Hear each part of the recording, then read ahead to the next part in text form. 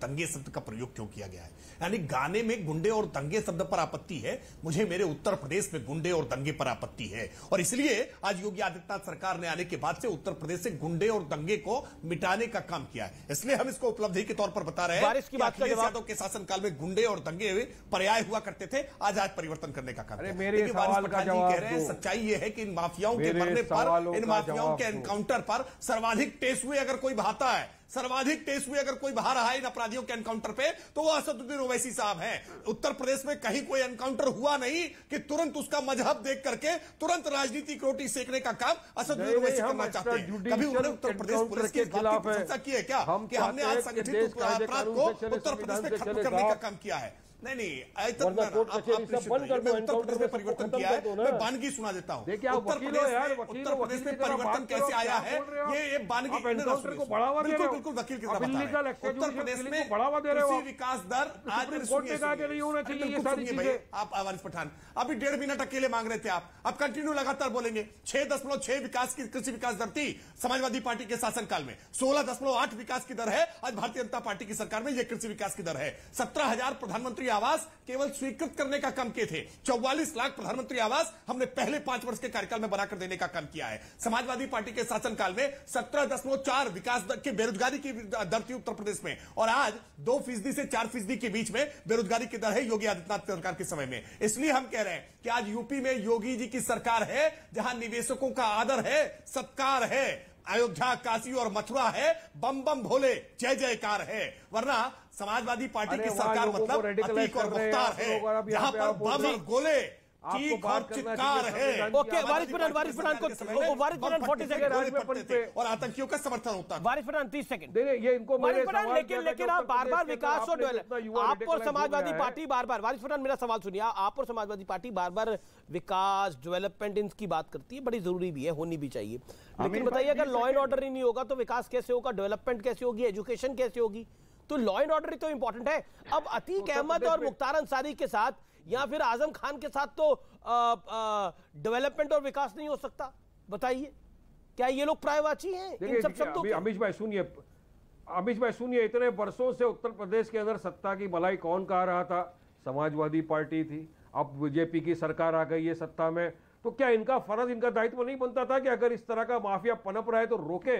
पर ये तो लिस्ट पे लिस्ट खाली बताते जा रहे हैं। अरे आप अगर क्रिमिनल को बढ़ावा दोगे, आप उसको टिकट दे के असेंबली में भेजोगे, आप टिकट दे के क्रिमिनल को पार्लियामेंट में भेज दोगे, तो इस तरह का तो क्राइम बढ़ेगा ही ना। जब आपको पता था कि इतना बड़ा माफिया, तो आपको जब रोकना था, तब आपने क्यों नहीं रोका? आज जब रिएक्शन ओके, रिजवान अहमद वरना इस तरह की किलिंग बढ़ेगी। रिजवान अहमद जरूरी है। रिजवान अहमद, मैं इस सवाल को घुमाता हूं, मैं पूछता हूं कि अतीक के जाने से, एक सेकंड, मैं एक सवाल को घुमाता हूं, अतीक के जाने से, अतीक नहीं रहा या फिर वो जेल में था, उसके जाने से, मुख्तार जेल में जाने से और आजम खान का तिलिस्म टूटने से क्या इंपैक्ट पड़ा?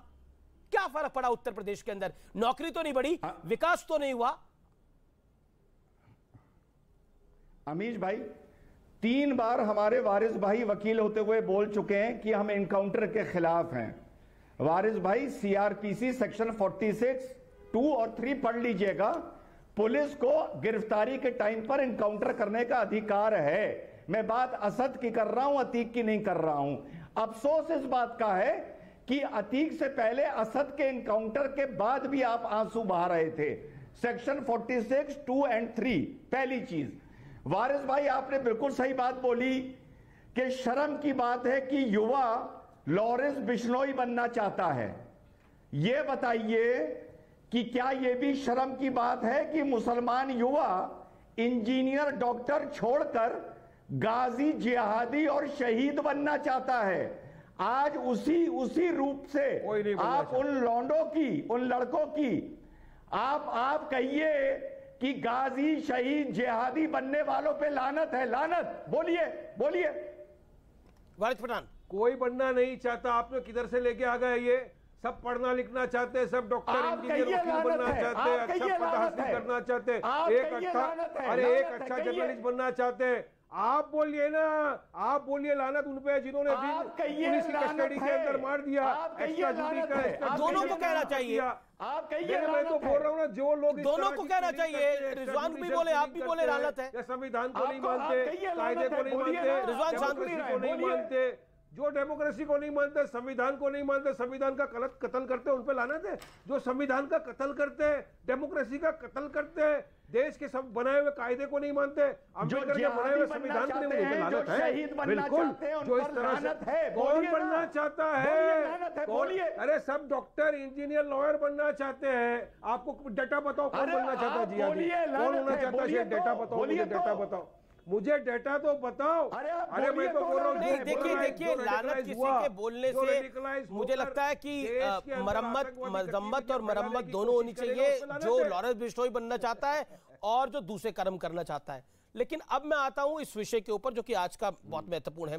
अनुराग भाई, आपने बोला देखिए आपत्ति है, ये लोग जो है वो बहुत नेगेटिविटी फैला रहे हैं, आपने शुरुआत यहां से करी। मैं आपसे जानना चाहता हूं, ये अतीक अहमद कौन सी पॉजिटिविटी फैला रहा था? ये अतीक अहमद का कुत्ता कौन सी पॉजिटिविटी फैला रहा था? जब अतीक अहमद ने नोएडा अथॉरिटी के चेयरमैन को उसके घर में घुस के मारा था, ये कौन सी पॉजिटिविटी फैला रहा था? ये सब सवाल आएंगे, ये सब सवाल आएंगे। आप, मैं मान सकता हूं कि आपको टोटी शब्द पे आपत्ति हो कि भाई किसी को क्यों ऐसी बात कही जाए, लेकिन क्या आपको लगता नहीं है जो दंगे वाली बात है, मुजफ्फरनगर दंगे आप ही के राज में हुए थे और सफाई में महोत्सव चल रहा था? सवाल है, सुन लीजिए, मेरा सवाल है।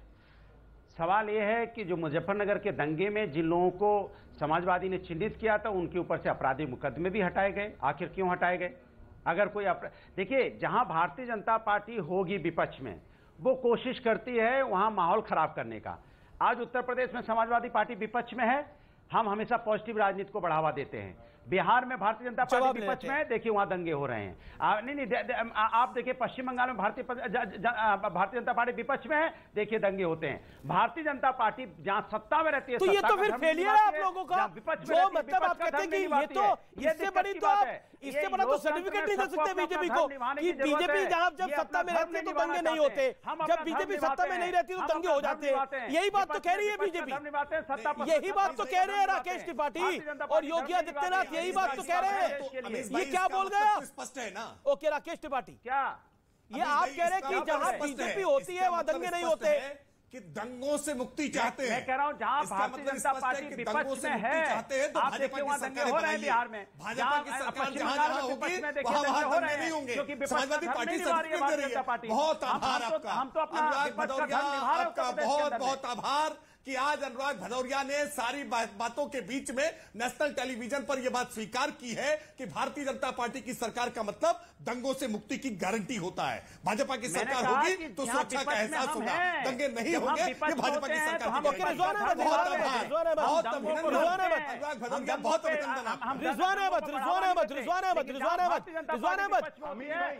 जनता पार्टी विपक्ष में 10 सेकंड रिजवान को बढ़ावा देती है, 10-15 सेकंड बिहार में बढ़ावा दिया, पश्चिम बंगाल में।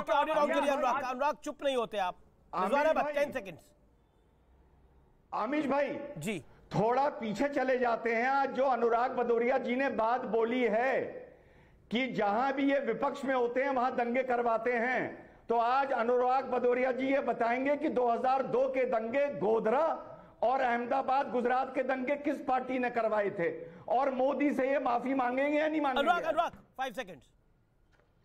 देखिए, हमने कहा कि जहां हम सत्ता में होते हैं सत्ता का धर्म निभाते हैं, जहां विपक्ष में होते हैं विपक्ष का धर्म निभाते हैं। हम उत्तर प्रदेश में विपक्ष का धर्म निभाते हैं दंगों को, लेकिन बिहार में देखिए विपक्ष में भारतीय जनता पार्टी है, वहां दंगे हुए क्योंकि भारतीय जनता पार्टी उसमें बयान देती है, उसको हवा देती है। पश्चिम बंगाल में भी दंगे हुए क्योंकि वहां पे भारतीय जनता पार्टी हवा देने का काम करती है। ये तो कमाल का लॉजिक, ऑडियो डाउन करिए, ये कमाल का लॉजिक है, ये कमाल का लॉजिक है कि बीजेपी जहां विपक्ष में होती है वहां दंगे हो रहे हैं और जहां सत्ता में वहां दंगे नहीं हो रहे।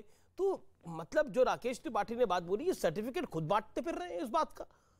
किस बात का सर्टिफिकेट? मतलब आप बांट रहे हैं कि बीजेपी सत्ता में रहेगी तो दंगे नहीं होंगे। ये तो सर्टिफिकेट आप ही ने दिया ना अनुराग जी अभी कुछ देर पहले। अरे तो लेकिन इसी बीच एक दुखद खबर है, लेकिन इसी बीच एक बड़ी दुखद खबर है। तारिक फतेह जाने माने कमेंटेटर और भारतीय संस्कृति के बारे में बड़ी अपनी राय रखने वाले, लंबे समय से बीमार थे, उनका निधन हो गया है। हमारे आर पार के कार्यक्रम में वो कई बार आए, हमारे ये देश है कार्यक्रम में उन्होंने कई बार हिस्सा लिया। तारिक फतेह जो कि भारतीय संस्कृति पर बुलंद आवाज रखते थे और भारत के ऊपर अपनी राय बहुत बेबाक रखते थे, एक अच्छे इंसान थे, ईश्वर उनकी आत्मा को शांति दे। तारिक फतेह, जाने माने लेखक, जाने माने कमेंटेटर, उनका निधन हो गया है और मेरे बड़े प्रिय मित्र थे। मुझे बहुत अफसोस के साथ एक खबर कहनी पड़ रही है, लेकिन मेरी जिम्मेदारी है। तारिक फतेह का निधन हो गया है। रिजवान अहमद के भी बहुत अच्छे जानकार थे।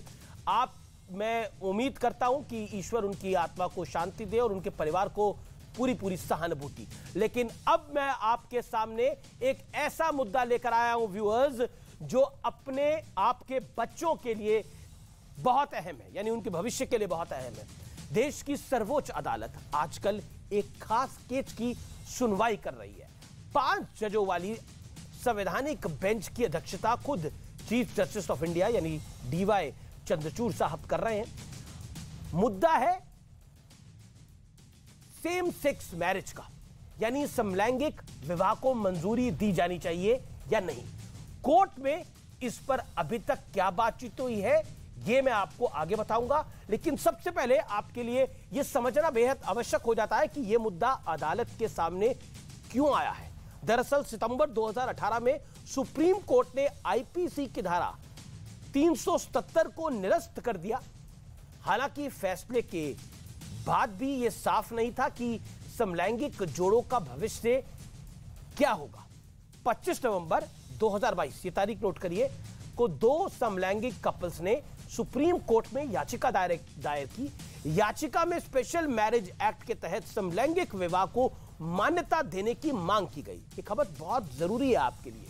15 अप्रैल 2023 से सुप्रीम कोर्ट की संवैधानिक बेंच ने केस की सुनवाई शुरू कर दी, लेकिन इस सुनवाई से समाज का एक बड़ा तबका सहमत नहीं है। और खास बात यह है कि बार काउंसिल ऑफ इंडिया, बहुत बड़ा संस्था है ये भी, सुप्रीम कोर्ट से सुनवाई ना करने की उसने अपील की है। उनका क्या कहना है आपको मैं बता देता हूं। उनका कहना है कि देश के 99.9% यानी 99.09% से ज्यादा लोग समलैंगिक शादी वाले विचार का विरोध करते हैं।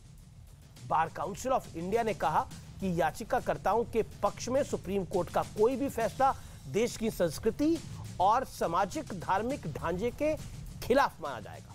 यह भी कहा गया कि देश की विविधताओं को देखते हुए इस मुद्दे को संसद पर छोड़ देना चाहिए, यानी पार्लियामेंट पे छोड़ना चाहिए।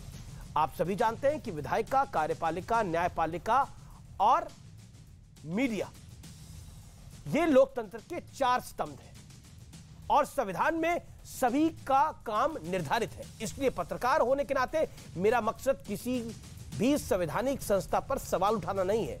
मेरी जिम्मेदारी समाज की आवाज बन के, और यही मेरी कोशिश भी है। बार काउंसिल ऑफ इंडिया की ही तरह सुप्रीम कोर्ट में केंद्र सरकार ने भी कहा कि कानून बनाने से जुड़े फैसले लेने का अधिकार देश की संसद यानी पार्लियामेंट और विधानसभाओं को है, जिसको आप चुन के भेजते हैं। कोर्ट को इसमें हस्तक्षेप नहीं करना चाहिए। हालांकि CJ चंद्रचूड़ ने सरकार की मांग को दरकिनार कर दिया और नकार दिया और याचिकाकर्ताओं का पक्ष चुना। CJ चंद्रचूड़ ने सरकार से सवाल पूछा कि क्या शादी करने के लिए बाइनरी जेंडर यानी पुरुष और महिला का होना जरूरी है। केंद्र सरकार की तरफ से कहा गया कि समलैंगिक विवाह को कानूनी मान्यता देने की मांग अर्बन एलिटिस्ट व्यू यानी शहरी विचार है। इस पर चीफ जस्टिस ने पूछा कि क्या सरकार के पास इस बात को साबित करने के लिए कोई डेटा है। कोर्ट में सुनवाई तो जारी है, लेकिन अदालत के बाहर देश की जनता कुछ सवाल पूछ रही है। तलाक की स्थिति में गोद लिए बच्चे पर किसका अधिकार होगा। School, college, hospital, mall, theatre में महिला पुरुष वाली व्यवस्थाएं कैसे संभाली जाएंगी। किसी स्पोर्ट्स टीम में चयन किस पैमाने पर किया जाएगा। और तो और जेलों के अंदर पुरुष और महिलाओं की जेल अलग होती है, वहां कहां रखा जाएगा। देश में कानून बनाने का अधिकार आखिर किसके जिम्मे है। सवाल यह भी है, इन सारी व्यवस्थाओं को नया रूप रंग देने में जो वक्त जाएगा, उसका खमियाजा क्या वो लोग उठाएंगे जिनके केस सालों से पेंडिंग पड़े हैं। मैं यहां एक बात बिल्कुल स्पष्ट कर देता हूं, साफ कह देना चाहता हूं कि एक सच्चा देशभक्त होने के नाते संविधान, न्यायपालिका और विधायिका तीनों में मेरा अटूट और परम विश्वास है। मेरी नजरों में LGBTQ कम्युनिटी भी देश के सम्मानित नागरिक है, उनका पूरा अधिकार है। सवाल बस इतना है कि अगर उनकी सुनवाई संविधान द्वारा बनाई गई जनता की अदालत यानी संसद में हो तो क्या यह लोकतंत्र के लिए बेहतर प्रथा साबित नहीं होगी? सोचेगा जरूर, अपनी राय मुझे ट्वीट करके जरूर भेजिएगा।